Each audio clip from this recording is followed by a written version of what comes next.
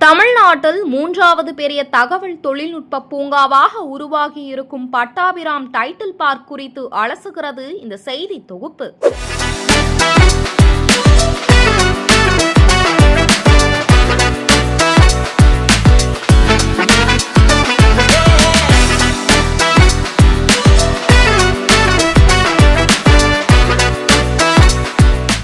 சென்னையில் ஏராளமான ஐடி நிறுவனங்கள் இயங்கி வருகின்றன.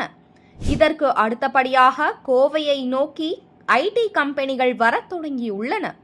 மாநிலம் முழுவதும் ஐடியில் வேலை தேடி சென்னையை நோக்கி பட்டதாரிகள் வந்த வண்ணம் உள்ளனர். சென்னை, கோவைக்கு அடுத்தபடியாக மினி டைட்டில் பூங்கா திட்டத்தை பல்வேறு மாவட்டங்களில் அரசு செயல்படுத்தி வருகிறது.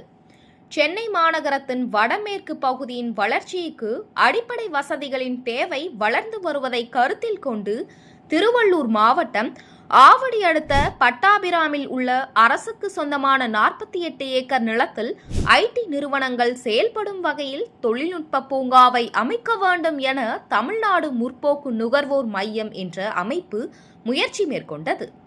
ஆனால் ஆர்டிஐ மூலம் பெற்ற தரவுகளின் அடிப்படையில் அந்த 48 ஏக்கர் நிலத்தில் சரக்கு ரயில் பெட்டி தயாரிக்கும் தொழிற்சாலை இயங்கி வந்தது என்றும் 30 ஆண்டுகளுக்கு முன்பு அந்த நிறுவனம் மூடப்பட்டதும் தெரிய வந்தது.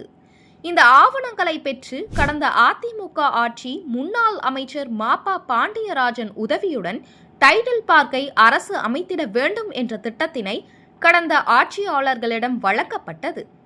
முன்னாள் அமைச்சர் மாபா பாண்டியராஜனின் தொடர் மற்றும் விடாமுயற்சியினால் கடந்த 2017ஆம் ஆண்டு செப்டம்பர் 3ஆம் தேதி முன்னாள் முதலமைச்சர் எடப்பாடி பழனிசாமி தலைமையில் திருவள்ளூர் மாவட்ட பொன்னேரியில் நடைபெற்ற பொதுக்கூட்டத்தில் பட்டாபிராமில் டைட்டில் பார்க் அமைக்கப்படும் என்று அறிவித்தார்.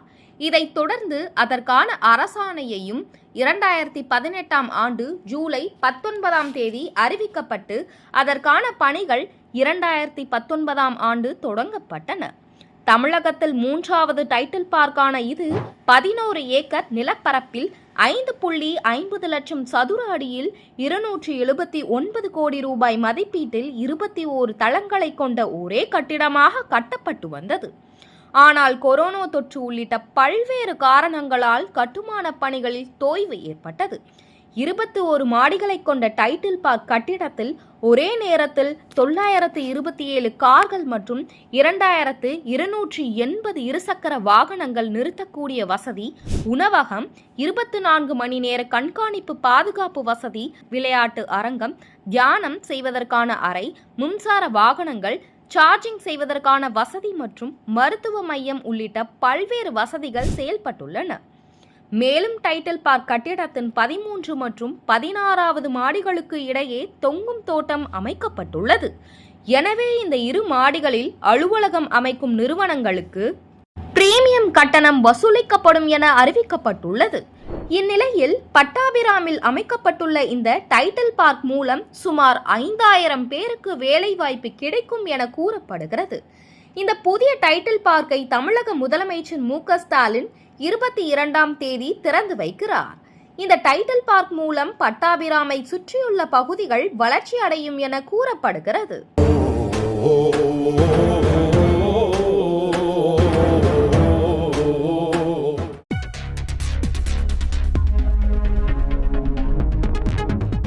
செய்திகளை உடனுக்குடன் தெரிந்து கொள்ள வேதா நியூஸ் டைம் சேனலை சப்ஸ்கிரைப் பண்ணுங்க.